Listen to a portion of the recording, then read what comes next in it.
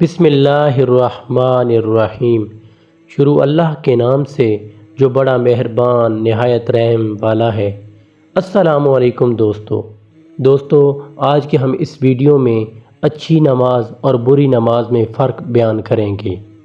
حضور اقدس صلی اللہ علیہ وسلم کا ارشاد ہے کہ جو شخص نمازوں کو اپنے وقت پر پڑھے، وضو بھی اچھی طرح کرے، خشوع خضوع سے بھی پڑھے، کھڑا بھی پورے وقار سے ہو، پھر اسی طرح رکوع سجدہ بھی اچھی طرح سے اطمینان سے کرے، غرض ہر چیز کو اچھی طرح ادا کرے، وہ نماز نہایت روشن چمکدار بن کر جاتی ہے اور نمازی کو دعا دیتی ہے کہ اللہ تعالی شانو تیری بھی ایسی ہی حفاظت کرے جیسی تو نے میری حفاظت کی۔ اور جو شخص نماز کو بری طرح پڑھے، وقت کو بھی ٹال دے، وضو بھی اچھی طرح نہ کرے، رکوع سجدہ بھی اچھی طرح نہ کرے، تو وہ نماز بری صورت سے سیاہ رنگ میں بد دعا دیتی ہوئی جاتی ہے کہ اللہ تجھے بھی ایسا ہی برباد کرے جیسا تو نے مجھے ضائع کیا۔ اس کے بعد وہ نماز پرانے کپڑے کی طرح سے لپیٹ کر نمازی کے منہ پر مار دی جاتی ہے۔ حضرت عائشہ رضی اللہ تعالیٰ عنہ فرماتی ہیں، میں نے حضور اقدس صلی اللہ علیہ وسلم سے سنا کہ جو قیامت کے دن پانچوں نمازیں ایسی لے کر حاضر ہو کہ ان کے اوقات کی بھی حفاظت کرتا رہا ہو اور وضو کا بھی اہتمام کرتا رہا ہو اور ان نمازوں کو خشوع خضوع سے پڑھتا رہا ہو،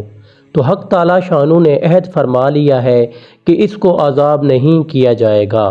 اور جو ایسی نمازیں نہ لے کر حاضر ہو اس کے لیے کوئی وعدہ نہیں ہے، چاہے اپنی رحمت سے معاف فرما دیں چاہے عذاب دیں۔ ایک اور حدیث میں ہے کہ ایک مرتبہ حضور اقدس صلی اللہ علیہ وسلم صحابہ رضی اللہ تعالی عنہم اجمعین کے پاس تشریف لائے اور ارشاد فرمایا، تمہیں معلوم بھی ہے اللہ جل شانہ نے کیا فرما دیا؟ صحابہ نے عرض کیا کہ اللہ اور اس کے رسول صلی اللہ علیہ وسلم ہی جانتے ہیں۔ حضور صلی اللہ علیہ وسلم نے اہتمام کی وجہ سے 3 مرتبہ یہی دریافت فرمایا اور صحابہ رضی اللہ تعالی عنہم یہی جواب دیتے رہے۔ اس کے بعد ارشاد ہوا کہ حق تعالی شانو اپنی عزت اور اپنی بڑائی کی قسم کھا کر فرماتے ہیں کہ جو شخص ان نمازوں کو اوقات کی پابندی کے ساتھ پڑھتا رہے گا میں اس کو جنت میں داخل کروں گا، اور جو پابندی نہ کرے گا تو میرا دل چاہے گا رحمت سے بخش دوں گا ورنہ عذاب دوں گا۔ خوش نصیب ہیں وہ لوگ جو نماز کو اچھی طرح پڑھیں کہ اللہ کی اہم ترین عبادات ان کے لیے دعا کرتی ہے،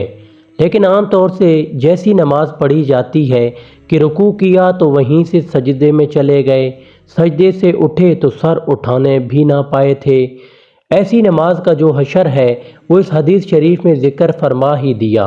اور پھر جب وہ بربادی کی بد دعا کرے تو اپنی بربادی کا گلہ کیوں کیا جائے؟ یہی وجہ ہے کہ آج کل مسلمان گرتے جا رہے ہیں اور ہر طرف تباہی تباہی کی صدائیں گونج رہی ہیں۔ ایک دوسری حدیث میں بھی یہی مضمون وارد ہوا ہے، اس میں یہ بھی اضافہ ہے کہ جو نماز خشوع خضوع سے پڑھی جاتی ہے آسمان کے دروازے اس کے لیے کھل جاتے ہیں، وہ نہایت نورانی ہوتی ہے اور نماز کے لیے حق تعالی شانو کی بارگاہ میں سفارشی بنتی ہے۔